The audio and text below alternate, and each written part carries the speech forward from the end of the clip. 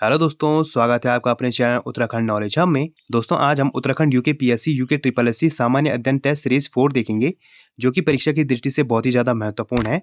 और दोस्तों यहाँ लोअर पीसीएस, अपर पीसीएस, स्नातक स्तरीय परीक्षा, वीडियो, बीपीडीओ, पटवारी, लेखपाल, पुलिस व उत्तराखंड की सभी सरकारी भर्ती परीक्षाओं हेतु समान रूप से उपयोगी है। तो चलिए दोस्तों, आज का टॉपिक शुरू करते हैं। तो दोस्तों उत्तराखंड सामान्य अध्ययन UK PSC UK triple SC test series 4 में पहला प्रश्न है, अन्ना हजारे को और किस नाम से जाना जाता है? तो दोस्तों इन्हें किसान बाबूराव के नाम से भी जाना जाता है। अगला प्रश्न है, कौन सा स्तनपायी जंतु उड़ सकता है? तो यह है चमगादड़। अगला प्रश्न है, संतरे में कौन सा विटामिन पाया जाता है? तो संतरे में विटामिन सी पाया जाता है। अगला प्रश्न है, सीवी रमन को किस क्षेत्र में नोबेल पुरस्कार मिला?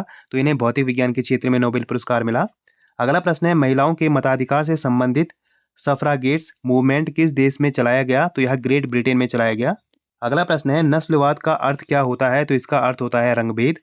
अगला प्रश्न है, भारत में दल विहीन जनतंत्र की परिकल्पना किसने प्रस्तावित की थी? तो यह प्रस्तावित की थी जयप्रकाश नारायण ने। अगला प्रश्न है, गांधी इरविन समझौते पर हस्ताक्षर कब हुआ था? तो यह हुआ था 1931 में। अगला प्रश्न है, किस तरल को सार्वभौमिक विलायक के रूप में जाना जाता है? तो यह जाना जाता है एल्कोहल को। अगला प्रश्न है, नॉन स्टिक खाना पकाने के बर्तनों के ऊपर किस पदार्थ का आवरण होता है? तो इसके ऊपर होता है दोस्तों टेफ्लॉन का आवरण।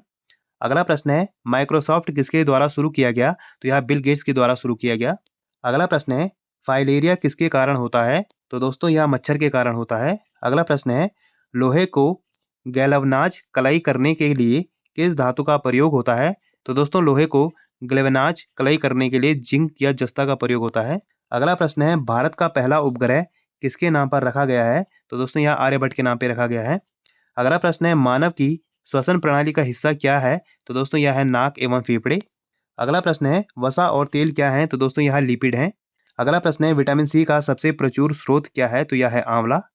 अगला प्रश्न है, E=mc² में m चिन्ह का अर्थ क्या है? तो यह है समूह। अगला प्रश्न है, अलेक्जेंडर फ्लेमिंग की खोज का नाम क्या है? तो यह है पेनिसिलिन। अगला प्रश्न है, फ्रांस में आतंक का राज्य किसके शासनकाल को कहते हैं? तो यह कहते हैं लुई 16वें के शासनकाल को।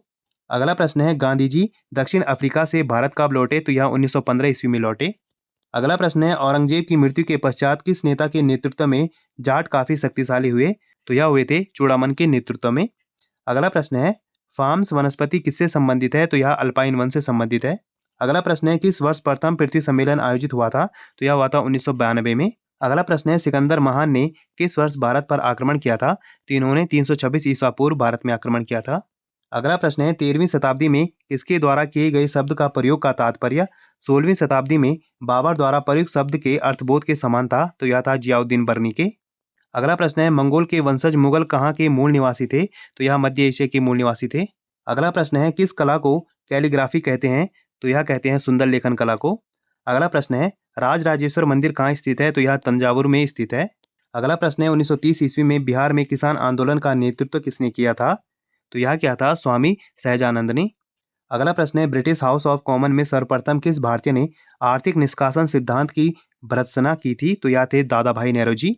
अगला प्रश्न है, लोगों के लिए लोगों द्वारा रचित संचालित सरकार लोकशाही की यह परिभाषा किसने की थी? तो यह की थी अब्राहम लिंकन ने। अगला प्रश्न है, पंचायत चुनाव के लिए योग्य व्यक्ति के लिए निर्धारित न्यूनतम आयु सीमा क्या है? तो यह है 21 वर्ष। अगला प्रश्न है, संविधान के किस संशोधन ने मूलभूत अधिकारों पर नीति निर्देशक सिद्धांतों को श्रेष्ठता प्रदान की है? तो यह की है 42वें संविधान संशोधन ने।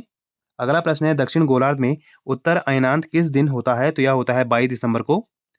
अगला प्रश्न है, गीतांजलि एक्सप्रेस किस किस के बीच चलती है? तो यह चलती है हावड़ा से मुंबई। अगला प्रश्न है, पूर्व नवल कमांड कहाँ स्थित है? तो यह विशाखापत्तनम में स्थित है।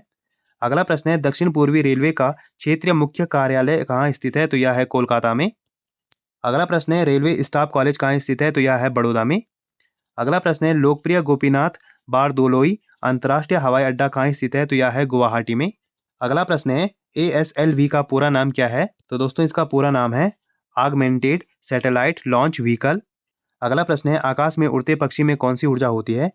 तो दोस्तों इसमें गतिज ऊर्जा और स्थितिज ऊर्जा दोनों होती हैं। अगला प्रश्न है, इन्वर्टर बैटरी में कौन सा एसिड उपयोग किया जाता है? तो दोस्तों इसमें H2SO4 एसिड उपयोग में लिया जाता है। अगला प्रश्न है, सामान्य नमक का स्रोत कौन है? तो यह है हैलाइट।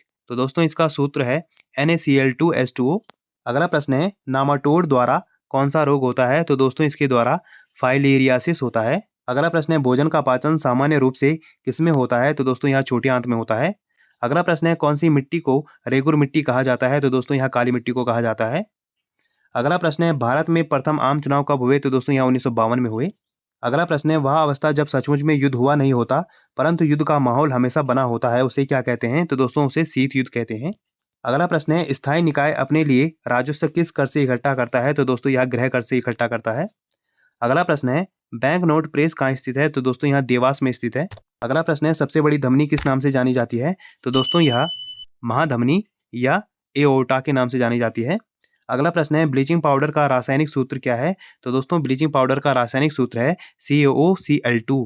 अगला प्रश्न है एल्बो ज्वाइंट किस प्रकार का ज्वाइंट है? तो दोस्तों यह हिंग ज्वाइंट है। अगला प्रश्न है प्राकृतिक वर्ण का सिद्धांत किसने दिया? तो दोस्तों यह चार्ल्स डार्विन ने दिया। अगला प्रश्न है ध्वनि की तीव्रता किससे निर्धारित होती है? तो दोस्तों यह आयाम से निर्धारित होती है। अगला प्रश्न है शीर्ष क्या है? तो दोस्तों यह घातक मृत्यु रोग है। अगला प्रश्न है एटेनिल किसके लिए प्रयोग में लाया जाता है? तो दोस्तों यहाँ रक्तचाप घटाने के लिए प्रयोग में लाया जाता है। अगला प्रश्न है पीने के पानी में क्लोरीन क्यों मिलाई जाती है? तो दोस्तों यहाँ क्लोरीन युक्त पानी रोग के कीटाणुओं से मुक्त होता है। अगला प्रश्न है स्वतंत्रता का घोषणा पत्र किसने तैयार किया था? तो दोस्तों यहाँ टॉमस जेफरसन ने तैयार किया था। अगला प्रश्न है प्रथम मनुष्य सहित उपग्रह कौन सा था? तो दोस्तों यहाँ स्पुतनिक फर्स्ट था। अगला प्रश्न है ICS की परीक्षा पास करने वाले प्रथम भारतीय कौन थे? तो दोस्तों यहाँ थे सुरेंद्र नाथ बनर्जी। अगला प्रश्न है नदी जो दक्षिण गंगा कहलाती है कौन सी है? तो दोस्तों यह है गोदावरी। तो दोस्तों आज हमने Uttarakhand UKPSC UK triple SC test series 4 को देखा जो कि परीक्षा की दृष्टि से बहुत ही ज़्यादा महत्वपूर्ण है। और ऐसे ज्ञानवर्धक वीडियोस के लिए आप मेरे चैनल को लाइक कीजिए, कमेंट कीजिए, शेयर कीजिए, सब्सक्राइब कीजिए और मुझे इंस्टाग्राम पे फॉलो कीजिए। और इस वीडियो की PDF फाइल के लिए आप मुझे मेरे टेलीग्राम पे ज्वाइन कीजिए, वहाँ आपको इस वीडियो की PDF फाइल मिल जाएगी। और जितना हो सके इस वीडियो को अपने यार दोस्तों के साथ शेयर कीजिए और मेरे चैनल को ज़्यादा सब्सक्राइब कीजिए।